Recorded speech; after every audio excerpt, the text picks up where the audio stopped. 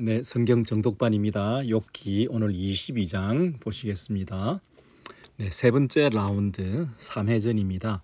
엘리바스가 이제 등장하죠. 엘리바스는 세 번째 등장이죠. 첫 번째, 두 번째, 세 번째 또 엘리바스가 등장하게 되는데 이제 끝이 보입니다. 그죠? 세 번째로 이제 3라운드로 끝이 나니까.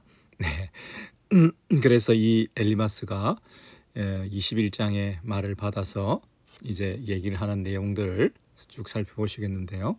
바로 2절에 이렇게 말합니다. 사람이 어찌 하나님께 유익하게 하겠느냐. 지혜로운 자도 자기에게 유익할 따름이니라. 자기에게 유익하다는 것은 하나님과 상관없이 자기 스스로에게만 유익하지 그게 하나님께 무슨 도움이나 보탬이 될 것이 아니다, 그런 뜻이죠. 엘리바스가 이렇게 얘기를 한 이유는 뭐겠습니까?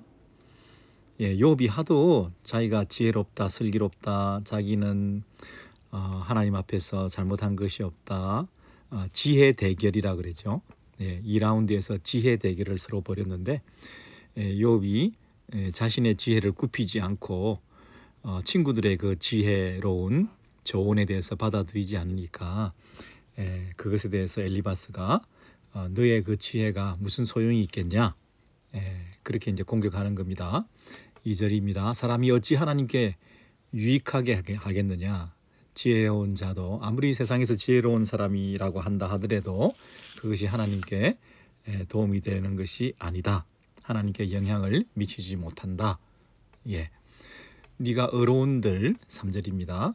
전능자에게 무슨 기쁨이 있겠으며 너 행위가 온전한들 그에게 무슨 이익이 되겠느냐. 네가 아무리 올바르게 살아가고 또 의롭다고 한들 그것이 하나님께 무슨 기쁨이 되고 유익이 되겠느냐, 이렇게 말하는 거죠. 하나님은 한결같으시고 하나님의 그 의로움은 변함이 없으시고 하나님은 항상 자신의 그 잣대를 가지고 늘 우리를 바라보시며 자기 길을 여전히 계속 걸어가시는 분이시지 이랬다 저랬다 하는 분이 아니다, 이 말이죠.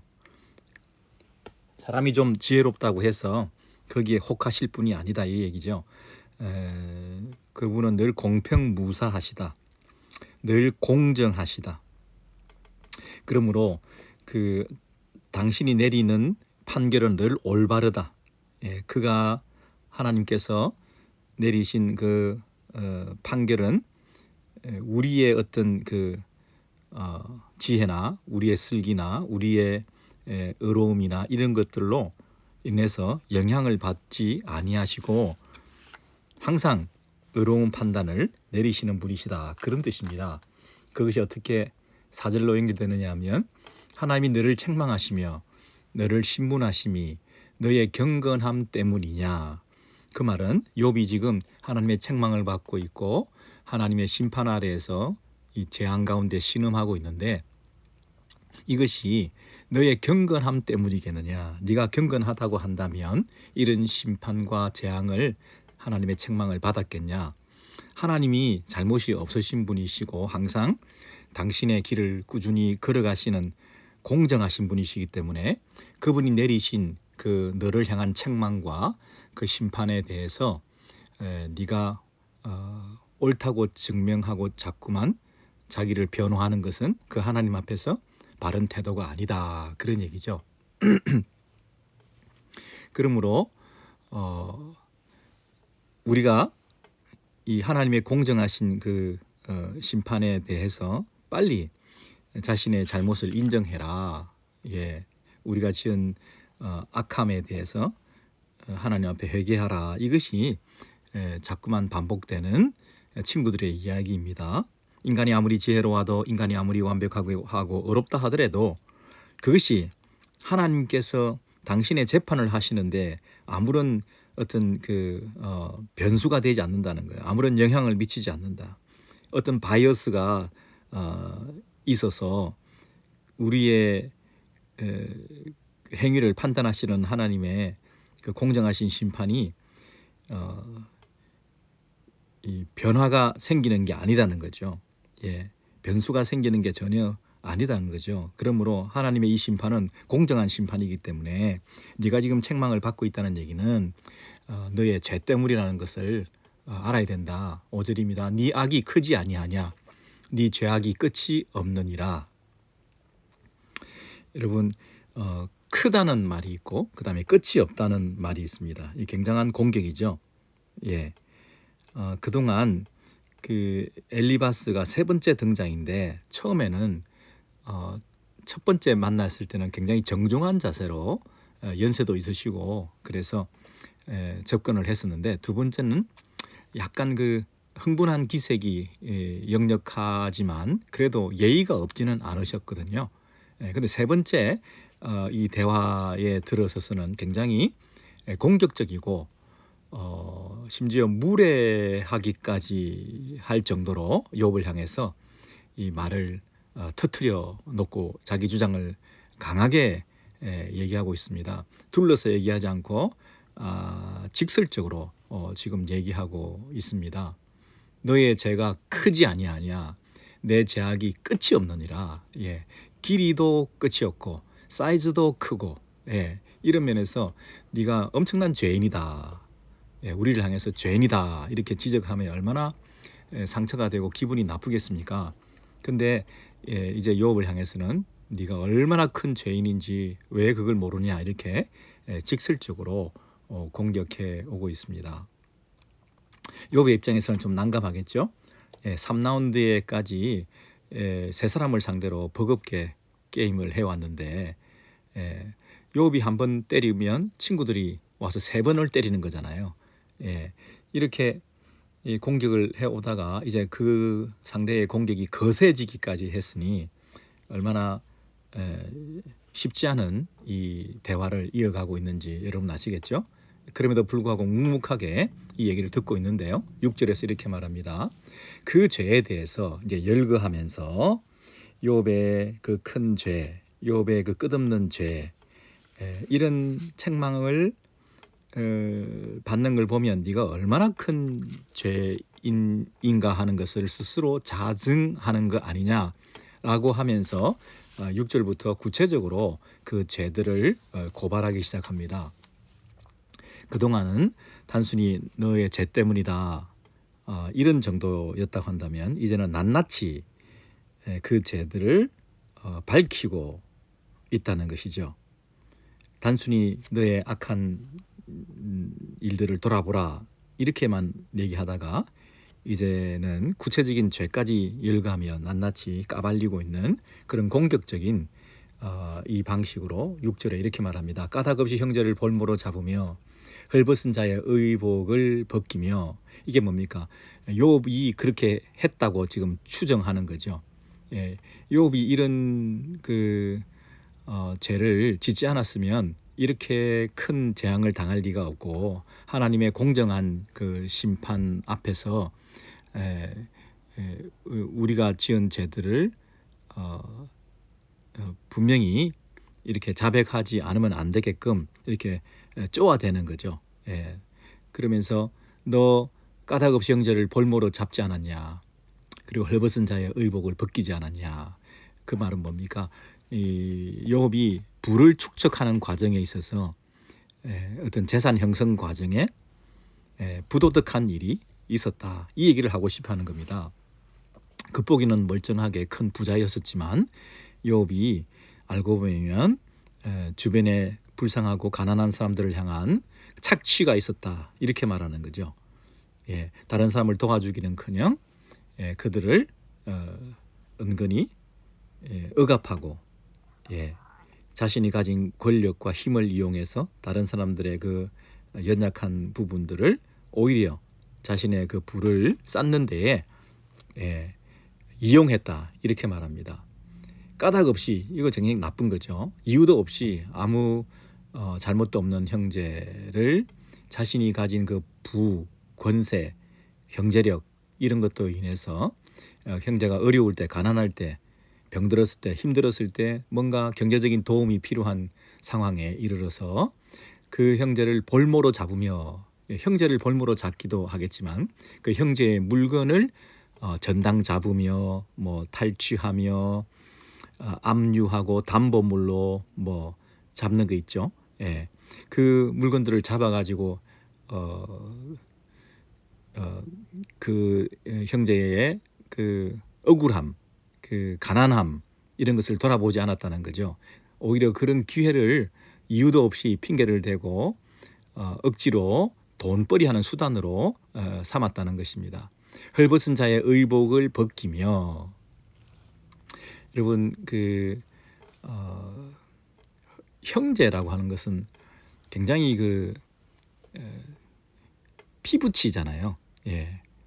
한 형제 동기 간에 가장 선을 베풀고 또 그들의 삶을 책임지고 돌아봐야 될 그런 입장에 있는 사람이 오히려 그 가장 가까운 형제의 그 가난과 그 아픔을 이용해서 돈벌이 수단으로 삼고 자비가 없이 했다, 이 얘기를 하는 것이죠. 여러분 여기 보시면 옷을 벗기며 이런 얘기가 나오잖아요. 이건 그 구약의 출애굽기나 신명기에 보면 어떤 내용들이 나오는 것을 우리가 연상할 수 있습니까? 예, 그 가난한 사람들이 가난하기 때문에 자신이 가진 그 재산 목록 1호인 이 겉옷, 옷을 전당 잡히고 그리고 돈을 빌리고 문제를 해결하려고 했을 거 아니겠습니까? 그랬을 때는 어떻게 해야 되죠? 율법에 의하면 해지기 전에 그에게 돌려줘라 그랬죠. 예. 왜냐하면 해가 지고 밤이 되고 잠잘 때 그 이불처럼 덮고 자야 되는데 무엇을 덮고 잘 수 있겠습니까? 몸을 가릴 것이 그것밖에 없는데 그것을 전당 잡아 가지고 돈벌이 수단으로 가지고 있으면서 형제가 헐벗고 추운 상태에서 밤을 지나게 한다면 그건 옳지 않다, 그렇게 말했거든요. 예, 과부의 옷을 전당 잡지 말라, 이런 말씀도 있었죠. 과부의 옷은 전당을 잡으면 안 된다, 이렇게 얘기를 했고요. 또 기억나십니까? 이웃에게 무엇을 이렇게 뭐 구워줄 때, 무엇을 이웃에게 구워줄 때 구워주는 사람인 내가 그 집에 들어가서 전당 잡을 물건을 가지고 나와서 안 된다 그랬잖아요.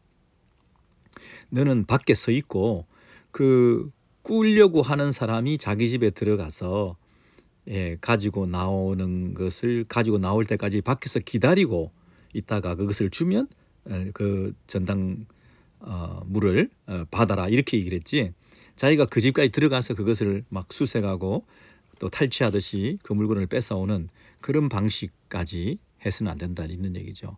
가난한 것만 해도 힘들고 지금 어려운 상황에서 뭘 빌리고 꾸려고 하는 것도 지금 마음이 불편한데 그 사람이 집에까지 들어와서 마음대로 그 물건을 가지고 가는 것은 옳지 않다, 이렇게 말하잖아요. 이렇게 세심하게 배려하고 조심하고 해지기 전에 미리 돌려주고 하는 이런 그 형제를 돌아보는 그 사회 정의를 실현하는 이런 면에서 굉장히 심각하게 이 가진 자가 그 자신의 부를 조심스럽게 형성하고 그것을 활용하고 사용해야 되는데, 욥은 그렇게 하지 않고 함부로 그것을 빼앗고 착취하고 억압했다. 그것이 너의 죄다. 네가 이러저러한 그 죄를 다 이렇게 지었다는 것을 스스로 돌아보라. 내가 이렇게 굳이 이렇게 다 얘기를 해줘야 되겠냐? 낱낱이 다 까발릴 테니까 너 스스로 너의 재산 형성 과정에 대해서, 이웃에 대한 태도에 대해서, 너의 중심과 마음에 대해서 생각을 해보라, 이렇게 얘기를 하는 거죠. 7절에 보시면 목마른 자에게 물을 마시게 하지 아니하며 줄인 자에게 음식을 주지 아니하였구나. 목마른 자, 줄인 자에게 물과 음식을 주지 않으면서 눈 감고 모른 척하고 그 돈을 굳힌 거죠. 기진맥진한 사람에게 물 한 모금 주지 않고 굶어 죽어가는 사람에게 먹을 것을 주지 않고 그것을 가지고 네가 돈을 이렇게 벌었다는 것이 네가 돈은 버는 것이 네가 잘해서 벌었다고 생각할지 모르지만 그 과정에 이렇게 힘들어했던 사람들이 있다고 하는 걸 보면 하나님께서 너를 가만히 내버려 두지 않고 그것을 이렇게 낱낱이 벌하신 것이다. 이렇게 공격하는 거죠. 8절입니다. 권세 있는 자는 토지를 얻고 존귀한 자는 거기에서 사는구나. 권세, 이 힘이죠. 그 힘을 이용해서 토지를 뺏고 존귀한 자는 거기에서 사는구나. 거들먹거리면서 그 지위를 이용해서 잘난 너희들이 힘과 권세를 가지고 그 차지한 땅에서 거들먹거리며 살아가고 있는 그 모습. 존귀한 자는 거기서 사는구나. 여러분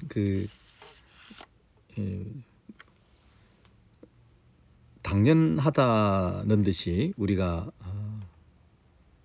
이 권세를 이용하고 우리의 부를 누리고 있는데 사실은 그것이 굉장히 이웃에게 아픔이 될 수도 있는 고통을 우리가 주고서 내가 지금 누리고 있는 것이라는 부분을 생각할 때 이런 말씀을 들으면 솔직히 좀 가책이 되는 부분도 있죠.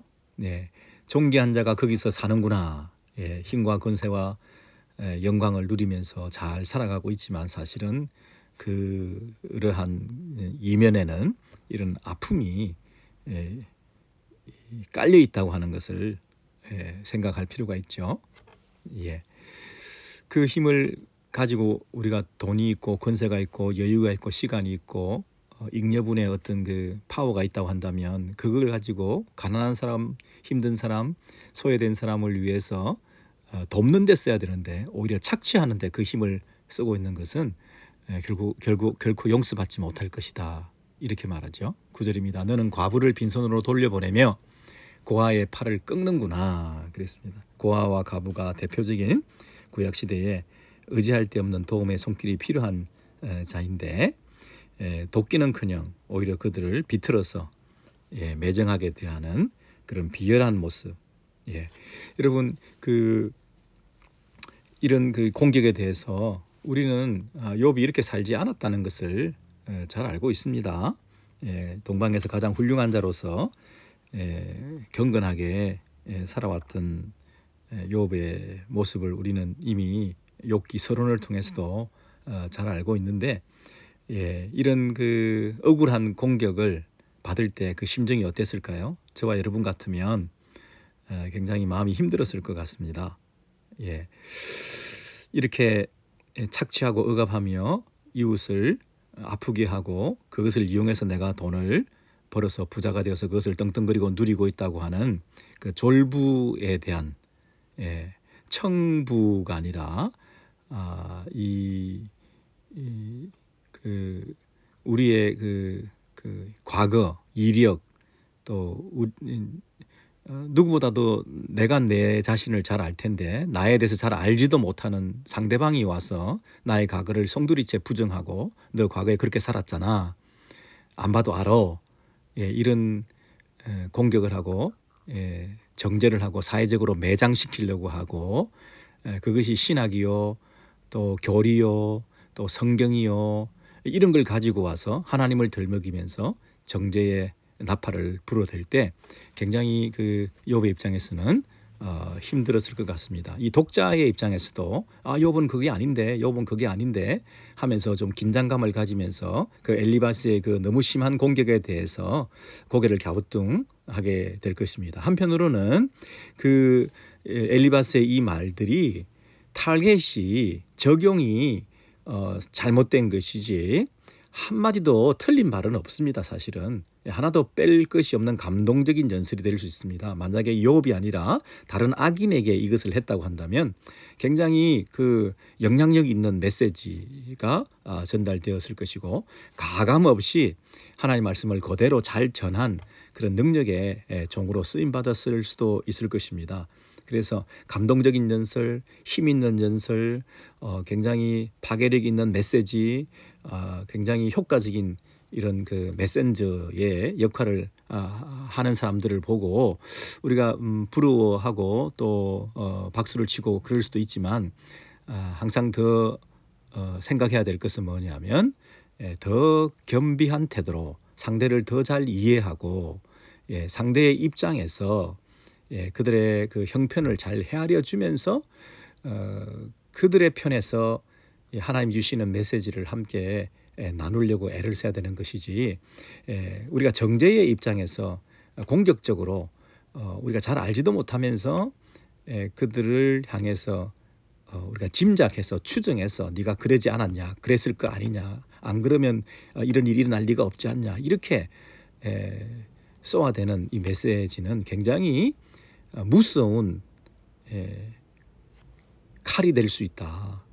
굉장히 하나님의 일로 빙자해서 영혼을 피폐케 하고 사람을 망하게 만드는 그런 메시지가 될 수 있다는 면에서 굉장히 조심스럽습니다. 엘리바스는 확신하고 있습니다. 그죠? 내 말이 틀리지 않았다. 나는 지금 하나님의 말씀을 전하고 있다. 너는 하나님의 말씀을 들으라. 이렇게 하고 있지만, 그런 면에서 우리도 형제들이나 자녀들에게 지레 짐작을 한다든지, 결과를 보고 그 과정을 내가 추측을 한다든지, 그건 굉장히 조심스러운 것입니다. 지금 이런 결과를 보니까 그 이전은 안 봐도 알겠다. 이러이러해서 너 이렇게 하지 않았냐? 라고 자녀들이나 우리 형제들이나 배우자나 주변 사람들에게 그렇게 게싱을 해서 정죄하는 그런 마음의 태도는 굉장히 위험하다 하는 것을 우리가 교훈받게 됩니다. 너무 조심해야 될 부분이죠. 이렇게 사회 정의 그리고 이웃에 대한 사랑, 이런 것을 강조하는 엘리바스, 틀린 게 아닙니다. 그죠? 그래서 욥이 그러한 면에서 잘못된 것이 있었을 거다 이렇게 생각하고 욥을 향해서 공격을 했는데, 자, 그 결과로 욥이 이러이러한 죄를 지었기 때문에 그러므로 이런 어려움을 당했다. 이렇게 이제 결론을 내리는 거죠. 너 꼴을 봐라. 네가 이런 상황에 어두움에 10절입니다. 두려움이 올무가 11절입니다. 어두움이 홍수가 창수가 너를 덮었고 어둠이 너로 하여금 보지 못하게 하고, 그리고 올무들이 너를 둘러 있고 함정에 빠져서 새가 함정에 빠져서 퍼더덕거리며 빠져나오지 못하고 있는 그런 것처럼 너를 둘러싸고 있고, 그리고 두려움이 갑자기 너를 엄습하고 마음의 평강이 없이 공포감으로 가득 차 있고, 여기 보십시오. 지금 처음에 올무, 그 다음에 두려움, 그 다음에 어두움, 그 다음에 홍수. 여러분, 우리가 지금 닥쳐 있는 환경이 어떠하신지요? 뭔가에 빠져서 꼼짝달싹도 못하고 있고 운신의 폭이 없는, 빼도 박도 못하는, 오도 가도 못하는 이런 상황 속에 내가 트랩에 빠져 있는 것 같은 이런 느낌이 들 때, 그리고 두려움이 갑자기 엄습해서 마음의 평강이 없어지고 공포심으로 우리가 불안해하고 있을 때 뭔가 두렵지 않습니까, 여러분? 그리고 어두움이 앞을 볼 수가 없죠. 앞이 캄캄하다. 어둠이 너로 하여금 보지 못하게 하고, 빛으로부터 우리가 내몰려서 지금 어두움의 한가운데에 놓여 있는 것 같은, 앞이 안 보이고 미래가 안 보이고 내일이 안 보이는 이런 어두움, 그리고 홍수가 창수가 나서 이 환경적으로 다 쓸어가 버리는, 모든 것을 쓸어가 버리는 홍수, 아무것도 볼 수 없는 이 어두움, 마음의 모든 평강을 잃어버린 이 두려움과 공포, 꼼짝도 못하는 운신의 폭이 없는 이 올무에 빠져 있는 상태, 이런 것들이 우리를 진단해 볼 때 욥이 그런 경우다. 그러면 이런 경우에 놓여 있을 때 자타가 공인할 정도로 분명히 너는 뭐다? 죄인이다.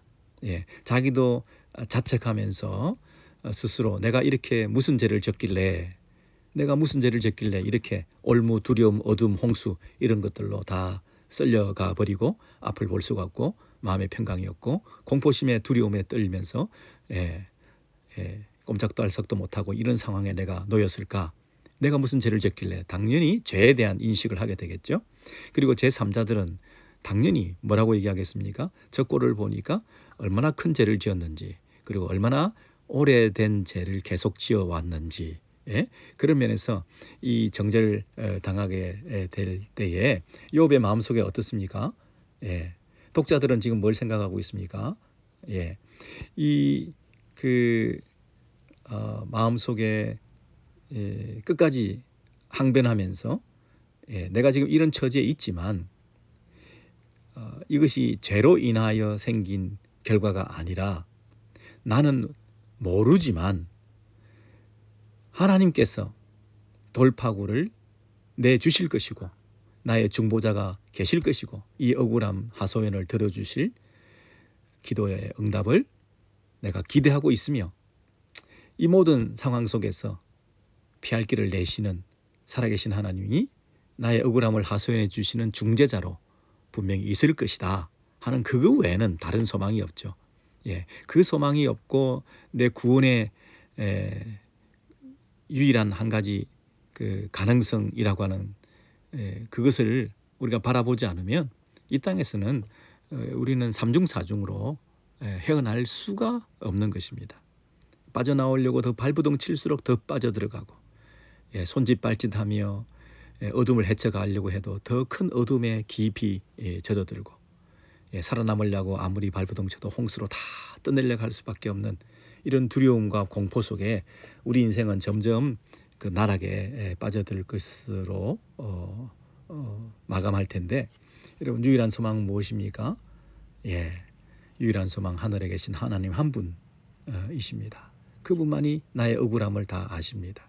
근데 엘리바스는 하나님이 한 분, 그분이 다 우리를 아신다고 하는데 그것을 12절에 보면 그것을 정죄하는 데에 그 하나님을 등장시키고 있습니다. 하나님은 높은 하늘에 계시지 아니하냐. 보라, 우두머리의 별이 얼마나 높은가. 별의 높음이 얼마나 높은가. 하나님 높은 곳에 계시기 때문에 공중에서 다 내려다보고 계신다. 다 내려다보고 계신다. 그래서 너는 피할 수가 없다. 너의 그 죄를 숨길 수가 없다. 13절에 그러나 네 말은 하나님이 무엇을 아시며 흑암 중에서 어찌 심판하실 수 있으랴. 이렇게 말한다는 거죠. 우리가 엘리바스가 욥을 향해서 네가 이러이러한 죄를 지었는데 사람에 대해서 이러저러한 착취와 억압을 하고 불이익을 끼치면서 너의 부를 축적하는 과정 속에서 상대방을 아프게 하고 살았던 그 사람들과의 관계에 있어서 너 문제가 있었다. 사람들에게 못할 짓을 했다. 이게 이제 그 이전의 부분들이고 이제 12절부터는 하나님 앞에서 너가 못할 짓을 했다는 것입니다. 사람들에게 못할 짓을 한 이유가 뭐냐면 네가 하나님을 무시했기 때문이다. 하나님이 다 보고 계시는데도 그 하나님 앞에서 그 하나님을 두려워하지 않고 사람들에게 함부로 못할 짓을 하면서 죄를 지었고 재산을 형성하고 너 혼자 호의호식하고 지금까지 잘 살아왔는데 하나님 다 보고 계셨다. 사람에게만 못할 짓 한 게 아니라 하나님 앞에서도 네가 하나님을 무시하는 태도를 취했다. 하나님 다 보고 계시는데도 너는 하나님이 안 계신 것처럼 생각하며 이렇게 말했다는 것이죠. 13절에 그러나 네 말은 하나님이 무엇을 아시며 흑암 중에서 어찌 심판하실 수 있으랴. 우리가 하는 말이 우리 악함의 증거가 됩니다. 우리가 하는 말을 보면 그 사람의 속에 악이 있느냐 없느냐를 잘 알 수가 있습니다. 우리가 흔히 하는 말 중에 우리가 악인됨의 증거 중에 첫 번째는 뭐냐면 하나님이 뭘 아시겠냐는 거예요. 하나님이 다 모르실 수도 있다 라고 하는 것이 악인의 증거라는 거예요. 지금 저와 여러분이 하나님 앞에서 하나님이 다 아시고 하나님 다 보시고 모든 것을 아신다. 이런 맥락에서 살지 않고 하나님이 흑암 중에서 잘 보지 못하는 것도 검은 구름 속에서 하나님께서 잘 드러내지 않고 계셔서 손바닥으로 하늘을 가리면서 우리가 살 수도 있다. 모르는 것도 있다. 하나님이 어떻게 빽빽한 구름이 14절입니다. 빽빽한 구름이 그를 가린즉 그가 보지 못하시고 둥근 하늘을 그니실 뿐이라 하는구나. 그분이 그냥 왔다 갔다 산책하시고 그냥 세상을 만들어 놓으시고 시계를 만든 시계 제조업자처럼 시계를 만들어 놓고 시계가 태엽을 갈아 놓고 시계가 돌아가도록 해놓고 그 시계에는 더 이상 관심을 가지지 않으시는 분. 가끔 시계 태엽을 감기 위해서 가끔 나타나실 수는 있지만 평상시에는 시계가 그냥 저절로 돌아가는 것이라고 생각하는 그런 창조주 개념, 그런 조물주 개념.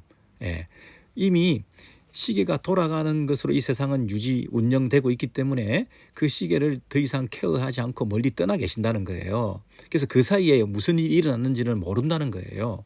여러분, 하나님께서 빽빽한 구름으로 가리워져 있는 이 세상 아래에 있는 모든 질서와 또 일어나고 있는 상황들에 대해서 그분의 창조의 능력으로 저절로 돌아가게끔 만들어 놨을지 모르겠지만 그 안에서 일어나고 있는 디테일한 것들에 대해서는 그분이 잘 모르시고 그분은 그냥 하늘에서 왔다 갔다 산책하고 계시는 그런 분이실 뿐이다. 이렇게 말을 하는 거죠.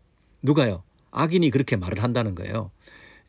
욥이 그렇게 하나님에 대한 인식을 했기 때문에 사람에 대한 태도도 달라졌다는 것입니다. 하나님을 어떻게 대하느냐, 하나님이 어떤 분이시냐, 하나님이 지금도 나를 아시고 보시고 다 지켜보시면서 우리의 일거수일투족을 아신다고 생각할 때 그 하나님을 무시하지 않는 태도로 살아가면 어떻게 사람들을 무시할 수 있겠냐, 이렇게 말하는 것입니다. 15절입니다. 네가 악인이 밟던 옛적 길을 지키려느냐. 이 말은 욥이 지금 잘난 듯이 하고 다니는 짓이 욥이 지금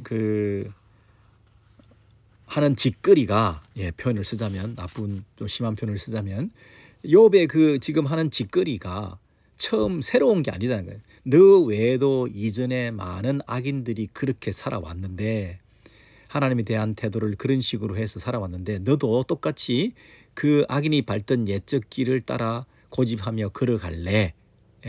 그 얘기죠. 네가 새삼스럽게 지금 뭐 대단한 존재인 것처럼 그렇게 항변을 하고 특별한 대접을 받으려고 하고 너의 케이스가 스페셜한 케이스인 것처럼 익셉셔널한 케이스인 것처럼 너 혼자 지금 고함을 지르고 억울함을 하소연하고 나는 틀리지 않았다라고 얘기를 하고 있는데 사실은 그랬던 놈들이 과거에도 많았다는 겁니다. 네가 이 티피컬한 악인의 걸음걸이를 지금 리핏하고 있을 뿐이다. 이렇게 말하면서 그 고집을 언제까지 할래? 그 악인들은 16절입니다. 그들은 때가 이르기 전에 끊겨버렸고 그들이 잘 나가는 것 같지만 이미 제 수명을 다하지 못하고 때가 이르기 전에 젊은 나이에 세상을 떠난 사람들도 많이 있었고 그들은 이 터가 굉장히 안전하다라고 생각했습니다. 견고하다라고 생각했습니다. 그 나름대로 인생의 전반전에 엄청난 견고한 터를 쌓아서 그 터를 통해서 건물을 많이 쌓아 올리면 되겠다고 생각했던 사람이지만 그가 견고하게 생각했던 그 터가 하루아침에 강물로 말미암아 함몰되었다. 이렇게 말합니다. 그리고 17절에 그들이 하나님께 말하기를, 자, 두 번째 말을 합니다. 악인의 악인됨을 자증하는 그들의 말 첫 번째는 무엇이었습니까? 하나님이 뭘 알겠냐? 하나님이 가리워져 있는 그 눈을 반쯤 감고 계시는데 우리의 이 땅에서 행하는 그 모든 일들에 대해서 잘 모르는 것도 있으시다. 하나님이 뭘 아시겠냐? 하나님 다 모르신다. 하나님 모르신다고 생각하고 나는 살고 싶다. 그런 뜻이죠.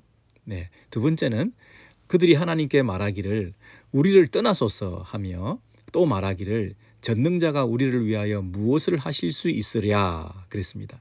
우리를 떠나소서, 우리를 내버려 두라는 얘기입니다.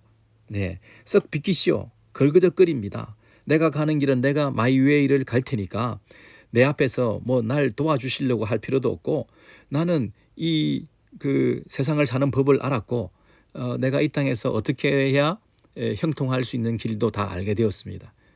때로는 편법을 써서라도 때로는 가난한 자를 착취를 했으라도 때로는 불쌍한 자의 등을 쳐서라도 일단 부를 축적하고 터를 쌓고 내 터전을 통해서 쌓아 올리는 견고함을 내가 누리고 행복을 추구하고 내 미래를 보장받고 하는 방식으로 사는 것이 가장 지혜롭다고 하는 것을 알고 있습니다. 그러므로 나는 이런 방식으로 살 테니까 하나님께서는 개입하지 마시고 나를 떠나세요. 하나님 없이도 내가 잘 살 수 있겠습니다. 이게 뭐라고요? 그들이 하나님께 말하기를 우리를 떠나소서. 또 말하기를 전능자가 우리를 위하여 무엇을 하실 수 있으랴. 내가 전능자인데 뭐 하나님이 전능자이신 분이 필요 없는 거죠. 내가 다 알아서 할 수 있는 능력을 갖추었는데 내가 할 수 있는 그 능력으로 이 세상의 어려운 일들을 다 헤쳐나오면서 내가 이만큼 입지전적인 인물으로 자수성가하면서 이렇게 잘 내 인생을 경영해 왔는데 그동안 뭐 도와준 게 뭐가 있습니까? 전능자가 뭐 나한테 잘해준 게 뭐가 있습니까? 당신의 능력을 내가 힘입고 이용한 적도 없는데 내가 알아서 내가 전능자라면 전능자지 무슨 당신이 전능자이십니까? 하나님 없이도 내가 이만큼 이루어왔는데 앞으로도 썩 비키시오. 나를 떠나소서. 당신께서 나에게 해준 게 뭐가 있습니까? 때로는 고달프고 힘들고 지치고 나를 아프게 하고 나를 힘들게만 했지. 내가 그걸 다 헤쳐나오지 않았습니까? 당신이 나에게 주었던 그 장애물들을 헤쳐나오면서 내가 이렇게까지 버젓이 서왔는데 그렇다면 앞으로는 나를 더 믿고 살겠습니다. 라고 말하는 사람들이라는 거죠.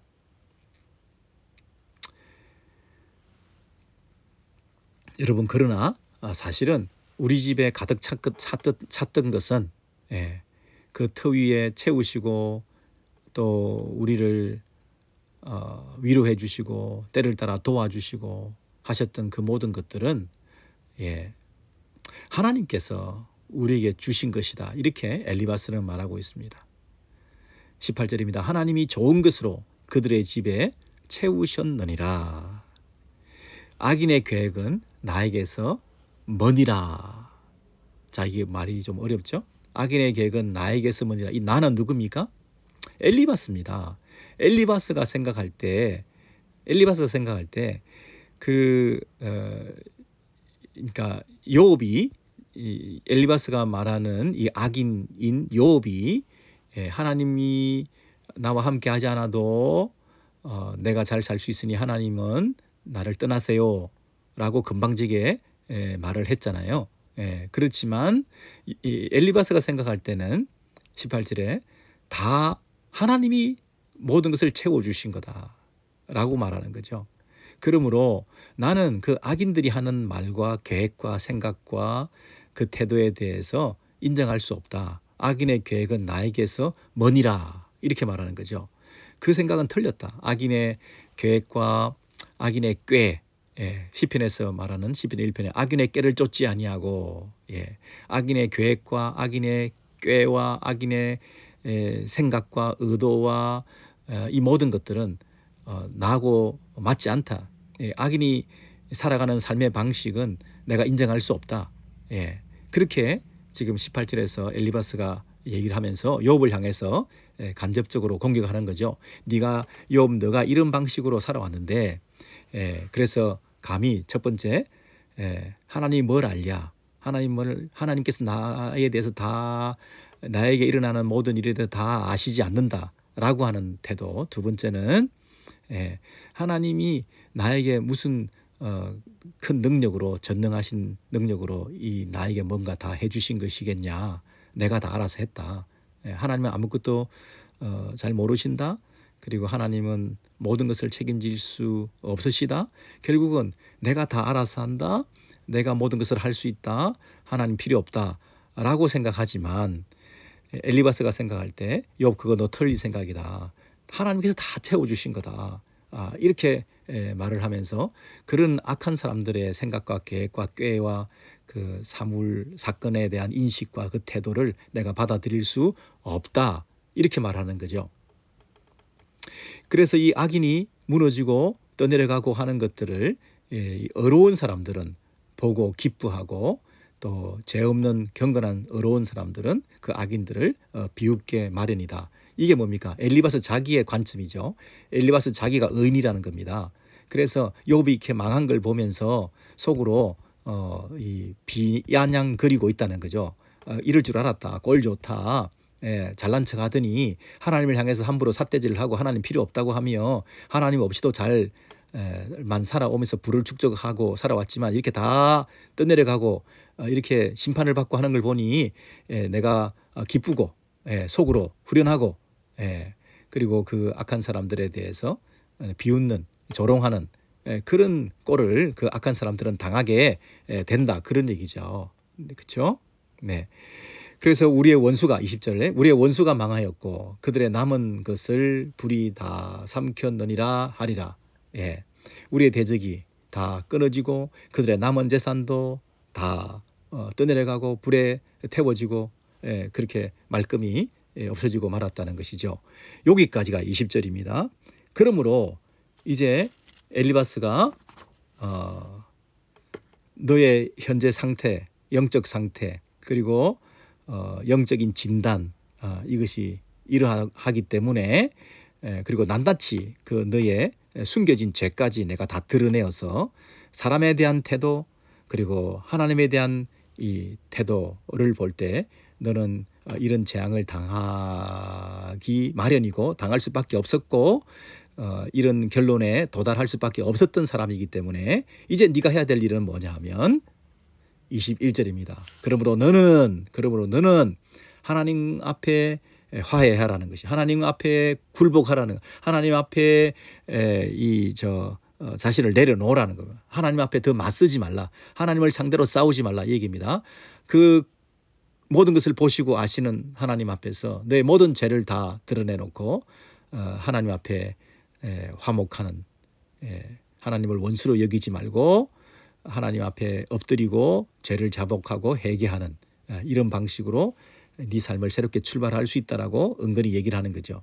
지금까지는 막 채찍질을 했다면 이제는 당근을 가지고 흔들어대면서 이런 방식으로 살아야 될 거 아니냐. 왜냐하면 그렇게 살면 네 인생을 앞으로도 복주실 것이다 라고 구슬리는 거죠. 22절을 보십시오. 청하건대 너는 하나님의 입에서 교훈을 받고 하나님의 말씀을 네 마음에 두어라. 자, 첫 번째입니다. 하나님과 화목하면 우리가 복을 받습니다. 화목하고 평안하라. 그리하면 복이 내게 임하리라. 그랬죠? 복이 내게 임하리라. 근데 그 복의 내용 첫 번째는 뭐냐면 22절입니다. 하나님의 입에서 교훈을 받고 하나님의 말씀을 네 마음에 두라. 정말 소원하는 것, 청하건대 이 말은 정말 너를 위해서 기도한다. 정말 네가 이렇게 되었으면 좋겠다. 그게 뭐냐면 하나님께서 주시는 그 말씀을 받아들이고 receive 받아들이고 그 다음에 그 말씀을 네 마음에 두라. keep 네 마음에 꼭 두라. 받아들이기만 하지 말고 그 말씀을 네 마음에 깊이 새겨라. 되새김질하라.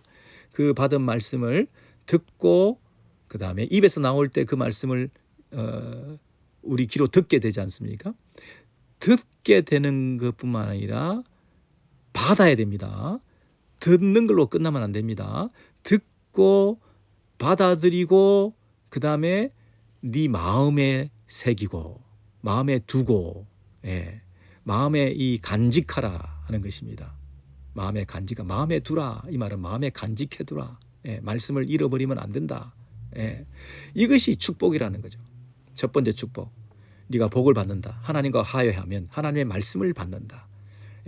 그 말씀을 마음에 새기게 되고 자 23절 보시죠.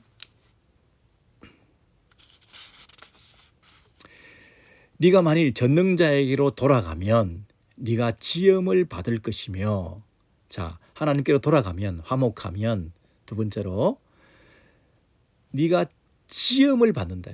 다시 세워진다. 빌드업. 다시 한번 무너진 성을 다시 쌓게 된다는 것입니다. 네가 만일 전능자리로 돌아가면 그 23절 하반절에 있는 또 네 장막에서 불의를 멀리하면 이거 조건적으로 두 개로 보는 게 좋습니다. 만일 전능자에게 돌아간다 회개한다는 것은 불의를 멀리하는 것을 말합니다. 예, 두 가지 가정법 절로 보시고 그 다음에 그렇게 하면 어떻게 된다고요?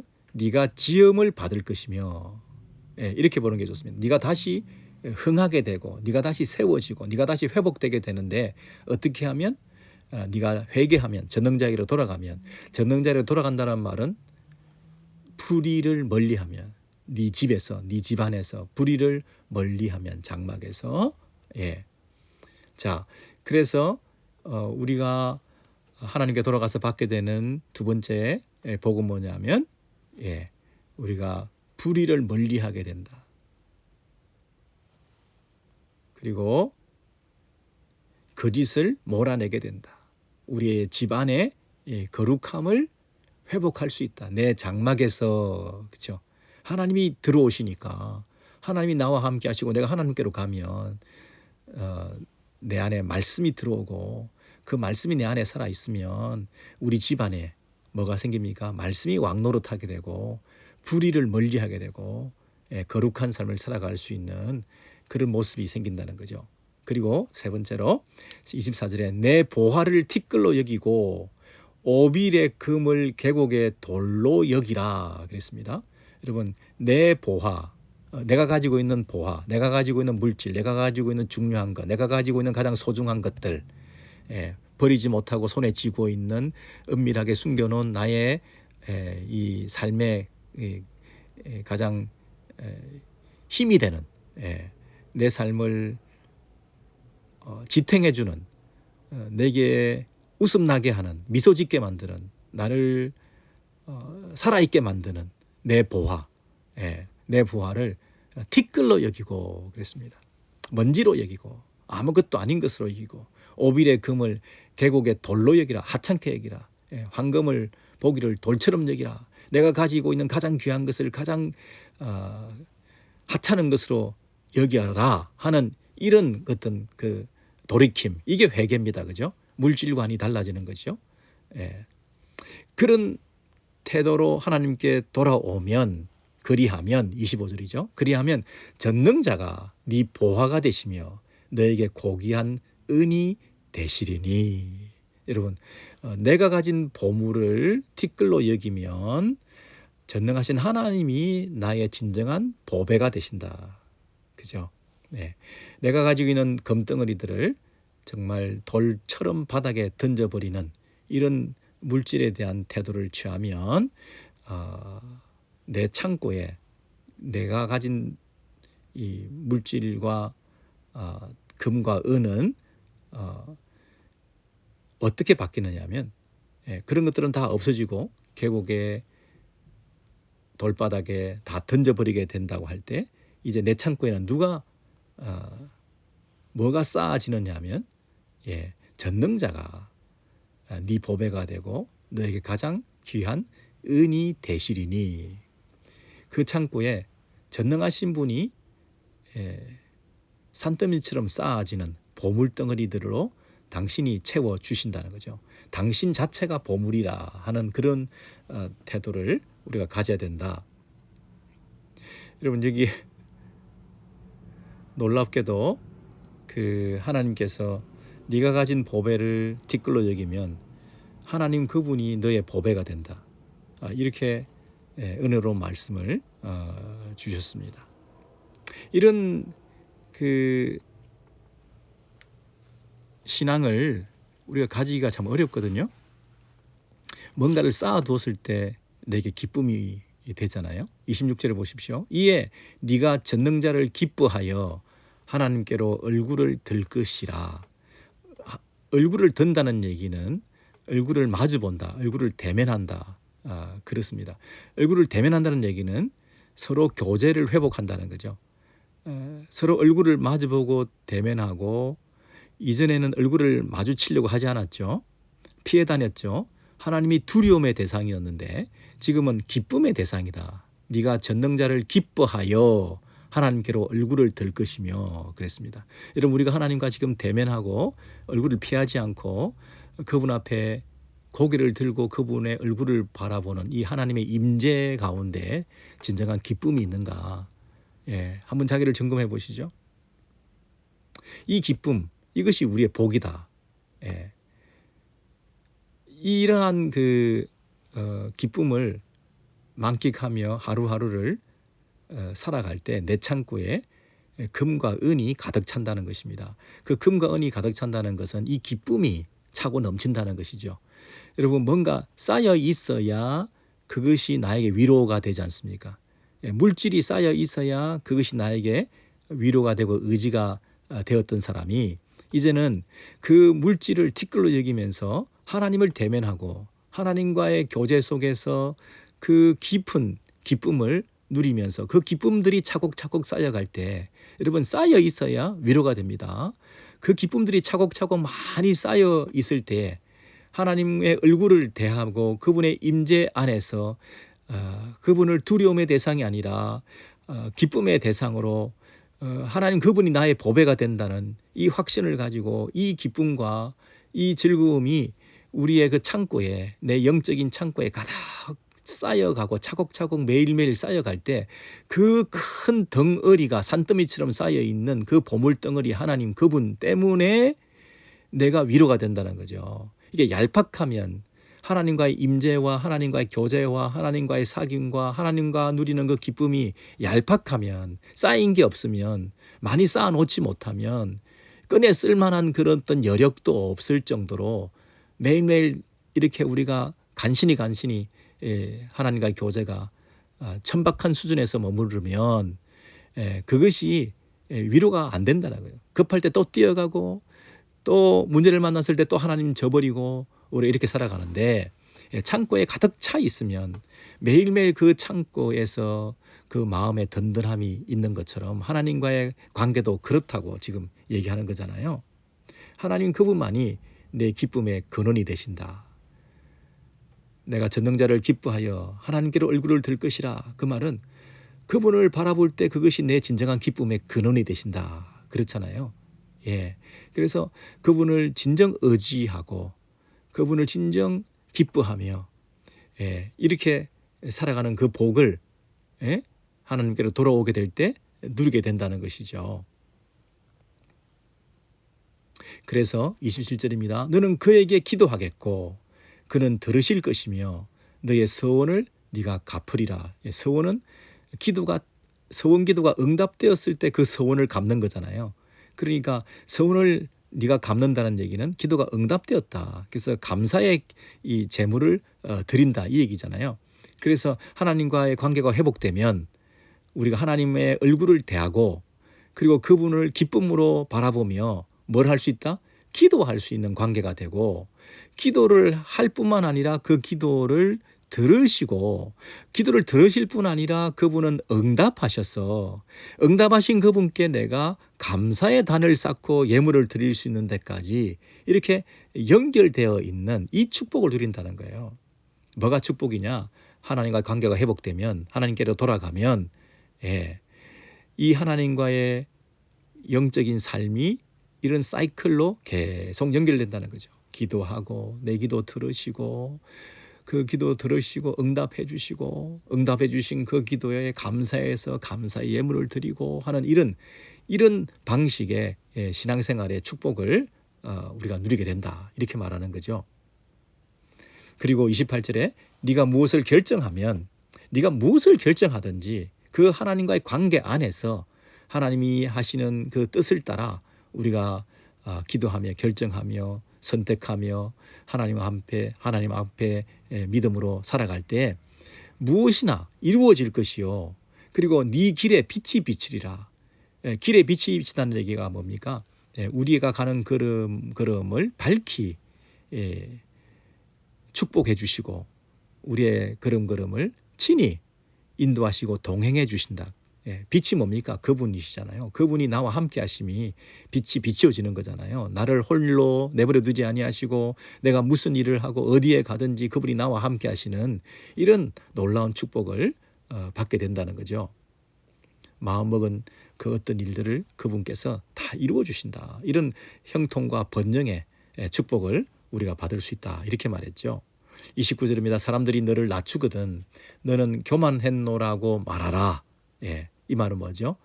지금 이런 그 엘리바스가 최종적으로 이제 쭉 말하고 결론적으로 말하고 얘기하느냐면 내가 이렇게 너가 이런 죄 때문이다. 네가 이런 하나님 앞에서 문제가 있다. 이렇게 책망을 하고 너를 낮추면 네가 순순히 받아들여서 내가 교만했습니다. 내가 잘못했습니다. 너는 교만했노라고 말하라. 이 다른 번역을 보시면 네가 낮춤을 받거든 높아지리라고 말하라. 이게 좀 번역이 애매하죠. 높아지리라가 아니라 내가 교만했구나. 내가 교만했구나. 내가 자꾸 높아지려고 했구나. 이렇게 고백하라는 것입니다. 그러면 하나님은 그 자신을 낮추는 내가 교만했습니다라고 자기를 낮추는 자를 구원하신다는 거죠. 그래서 욥 지금도 늦지 않았다. 네가 자신을 낮추면 하나님이 너를 건져주실 거다. 도와주실 거다. 30절 죄 없는 자가 아니라도 건지시리니 꼭 완벽하게 죄가 없는 사람만 건져주시는 게 아니라 꼭 무죄한 자가 아니라도 건져주신다는 거죠. 꼭 완벽하게 죄가 없는 자라야만 건져주시는 게 아니라 네가 네 손이 깨끗함으로 말미암아 건지심을 받으리라. 지금 회개하고 네가 죄를 멀리하고 집안의 장막의 그 불의를 다 청산하고 네 손이 깨끗함으로 말미암아 지금 회개하고 용서를 구하고 빈손 들고 하나님 앞에 나아가 그 손을 높이 들면 축복의 손으로 찬양의 손으로 하나님을 붙드는 은혜의 손으로 우리 손을 내놓으면 이 빈손이라 할지라도 손이 깨끗하게 여겨지실 때에 하나님께서 우리에게 큰 은혜를 베풀어 주실 것 아닌가. 그분께서 너를 구원해 주실 거다. 지금이라도 늦지 않았으니 빨리 회개하라. 하나님께 돌아와라. 하나님께 돌아와서 이런 내가 지금까지 열거했던 이런 복을 받아라. 이렇게 말씀하신 거죠. 여러분 엄청 많은 복을 지금 쭉 열거해 드렸습니다. 이런 복을 받아라. 하나도 틀린 말이 없습니다. 엘리바스가 참 은혜로운 메시지를 했는데 여러분 이 메시지에 혹해서 그렇게 하겠습니다. 자기가 뭐 잘못한 것도 없는데 이런 재앙을 당해서 지금 한숨 짓고 있는 욥에게 핀트가 맞지 않고 욥에게 해당되지 않는 메시지라 하더라도 이런 메시지를 받으면 이 복이 너무나 큰 복들을 약속받았기 때문에 그냥 덥석 그냥 이렇게 그냥 하라는 대로 하고 이 복을 받고 말겠습니다. 이렇게 갈 뻔도 하지 않겠습니까? 우리 같으면 뭔지 모르지만 복을 얘기하면 무조건 아멘 하고 우리가 그 아멘 함부로 하는 그런 태도가 욥에게 욥도 지금 아멘 해버리면 어떡하겠습니까? 근데 욥이 아멘 안 하잖아요. 이렇게 은혜로운 말씀을 주시고 이렇게 축복해 주시고 몇 번에 걸쳐서 이런 복 저런 복을 주신다고 계속 얘기를 하고 하나도 틀린 말이 없는데 그래서 그냥 아멘 하면 될 텐데 욥이 아멘 안 하잖아요. 우리가 어떤 감동적인 메시지를 받는다 하더라도 함부로 아멘 하는 것은 곤란하다 이렇게 말씀하시는 거죠. 우리가 아멘이 너무 없어서 그것이 걱정이긴 하지만 맞지도 않은데 아멘을 하면 안 된다는 얘기 아니겠습니까? 정말 하나님께서 나에게 해당되는 그런 메시지를 성령의 감동하심으로 주실 때 우리가 아멘 하고 그 말씀을 받아서 회개하고 변화될 수 있어야 될 거 아니겠습니까? 근데 지금 욥의 경우에는 아무것도 이 말씀에 해당이 되지 않는 말씀이었습니다. 폭포수처럼 은혜로운 말씀을 부어주셨는데 나에게 해당되지 않는 말씀이었습니다. 여러분 이런 상황에서 자기가 죄가 없는데도 계속 죄인이다. 죄가 없는데도 계속 죄인이다라고 얘기하시며 죄를 회개하라라고 계속 촉구를 받을 때 우리는 어떤 반응을 보일 수 있겠습니까? 이게 고역입니다. 이게 욥의 또 하나의 고통이었습니다. 이게 욥이 가지고 있는 또 그 마음의 아픔이었습니다.